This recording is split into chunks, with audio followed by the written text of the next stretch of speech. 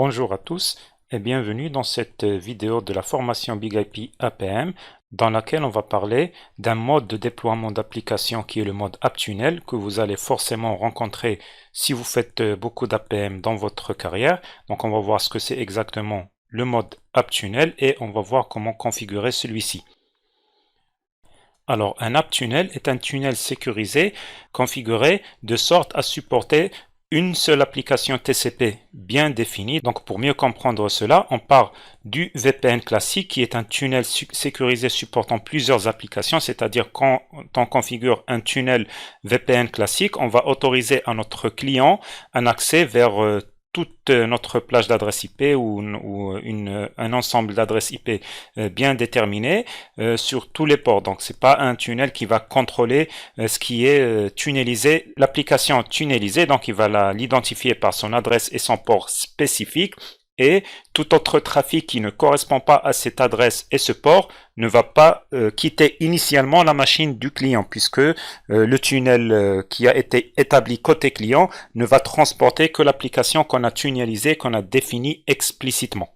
Donc il existe plusieurs use cases où vous allez rencontrer la configuration en AppTunnel.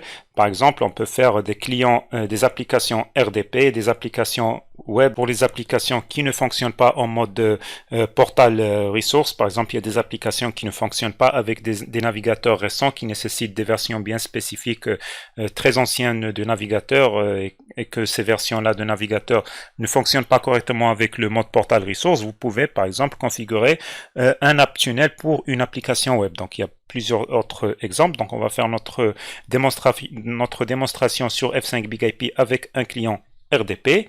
Mais tout d'abord, on va voir comment configurer l'AppTunnel. Donc c'est très simple. Il faut tout d'abord configurer l'objet AppTunnel. Ce n'est qu'un conteneur. Il va rien faire l'objet AppTunnel tout seul. Il est vide. Il faut configurer des resource items à l'intérieur de ce conteneur. Donc c'est dans ces resource items qu'on va définir explicitement l'application ou les applications qui seront tunnelisées en partant de la machine client de notre client connecté à notre F5 APM. Et enfin, bien sûr, il faut assigner la ressource AppTunnel qu'on a créée à une policy APM en utilisant soit un agent Resource Assign, soit un agent Advanced Resource Assign. Donc avant d'aller sur notre BigIP, on va faire un petit récap. Donc on a notre VS auquel on a associé un Access Profile. Donc l'Access Profile est associé à une Access Policy. Bien sûr, dans cette Access Policy, on peut avoir la logique qu'on souhaite. Par exemple ici, une logon page plus une authentification AD qui fait appel à un AD serveur. Et dans notre Advanced Resource Assign, on a assigné toutes les ressources dont une ressource AppTunnel qu'on a configurée au préalable et qu'on a appelée ici dans notre politique. Donc on bascule vers notre BigIP pour configurer un accès en mode AppTunnel. Donc pour créer un objet AppTunnel, c'est dans Access, Connectivity VPN, c'est comme le Network Access, comme les Portal Access qu'on a déjà vu. Donc ici, on va créer un accès de type AppTunnel. Donc on va créer notre nouveau AppTunnel. Donc je vais appeler par exemple AppTunnel Test par exemple. Et ici, la chaîne de caractères qui va être affichée si le client se connecte en navigateur anglais. Et je crée mon objet AppTunnel, donc ce n'est qu'un conteneur, il ne va rien faire si on l'associe à notre politique. Là, je dois définir mes ressources items. Là, en fait, c'est les applications définies explicitement. Donc, je crée une nouvelle ressource item. Donc, je peux lui donner une description si je souhaite, par exemple RDP vers Windows Server, par exemple. Et là, je dois définir les propriétés exactes de mon application, soit un hostname ou une IP adresse. Donc, je vais prendre une IP adresse et je vais mettre là l'adresse IP de mon serveur AD que j'ai en backend et le port ou l'ensemble de ports autorisés qui vont être tunnelisés. Donc, je vais prendre par exemple le port 3389 pour le RDP. Donc, ici, c'est suffisant, je peux sauvegarder. Sinon, si j'ai des protocoles bien spécifiques, donc c'est des protocoles très spéciaux, le RPC, le FTP.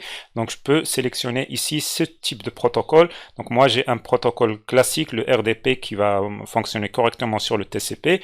Donc je vais me contenter de cette configuration. Donc vous voyez ici, les AppTunnel supportent la compression. Bien sûr, c'est pour les protocoles compressables, pas pour tous les protocoles. Et là, je peux, si je souhaite, lancer une application automatiquement lorsque mon AppTunnel est connecté. Donc je peux faire ça, par exemple, je peux passer ici la chaîne de caractères qui correspond à lancer le client RDP d'une machine Windows, donc c'est celui-ci, et je peux donner par exemple des paramètres à mon client mstc.exe pour dire à mon application RDP de se connecter directement sur le 172.16.10.100. Donc je ne suis pas obligé de le faire, je peux laisser ces champs-là vides. Le F5 ne va pas essayer de lancer le client RDP et je vais bien sûr devoir le lancer manuellement. Donc je sauvegarde. Donc voilà, mon objet AppTunnel est créé. Dernière étape, je dois l'assigner à une politique d'accès qui correspond à mon Access Profile. Donc je vais soit créer un nouvel Access Profile, soit utiliser un existant. Donc moi, ce que je vais faire, donc je vais juste copier un des profiles qui font du ressource assign. Donc je vais copier celui-ci, par exemple, copie macro intro. Donc vous copiez celui que vous souhaitez et je vais l'appeler par exemple test app tunnel.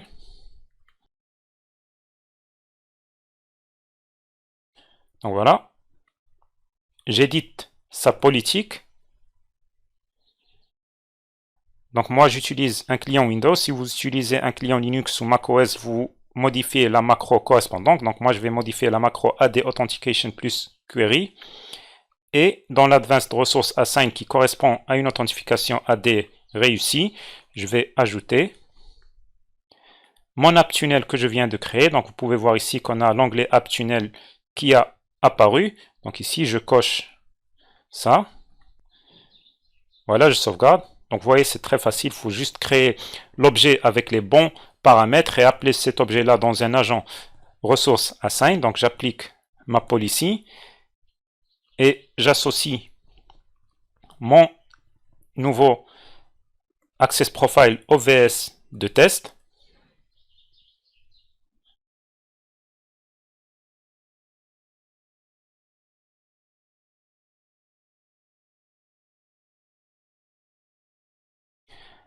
Et voilà, je peux tester maintenant.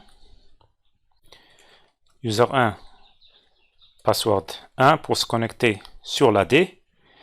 J'ouvre ma session, donc vous pouvez voir ici que j'ai un AppTunnel, donc il a par défaut la même icône que le Network Access, puisqu'en fait c'est en quelque sorte un VPN, mais c'est pas un vrai VPN, c'est un tunnel applicatif. Donc si j'essaie de me connecter ici, je vais avoir le même comportement que si j'essaie de me connecter sur le Network Access, c'est-à-dire que je dois accepter le certificat, je dois autoriser le navigateur à exécuter le Network Access, l'AppTunnel, pardon.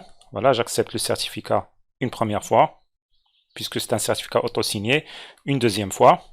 Donc vous voyez, c'est à peu près, c'est exactement la même fenêtre que la fenêtre Network Access. Donc ici, vous voyez qu'il essaye de lancer la commande telle que j'ai configurée dans mon AppTunnel. Donc bien sûr, je vais continuer. Et voilà, vous voyez que j'arrive à me connecter à mon Windows que j'ai en backend.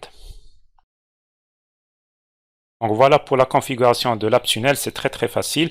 La seule chose que je peux ajouter, c'est que comme le Network Access, vous avez également ici la petite icône. Donc si vous cliquez sur cette icône, vous avez ici le nom de l'AppTunnel connecté. Vous pouvez bien sûr déconnecter. Vous pouvez afficher les détails, la table de routage, etc. Donc en fait, l'AppTunnel, il ne va pas faire une grande modification sur la table de routage puisqu'il ne fonctionne pas en modifiant la table de routage. Il fonctionne autrement, en créant des sockets locales sur votre machine qui vont écouter sur une adresse IP de boucle, une adresse de forme 127.x.y.z et qui vont rediriger le trafic sur le tunnel F5 APM. Ce que je suis en train de vous dire, c'est juste pour votre information. Je pense que vous n'êtes pas obligé de le savoir pour votre certification. Donc voilà, cette vidéo est terminée. J'espère qu'elle vous a été utile et je vous dis à la prochaine vidéo.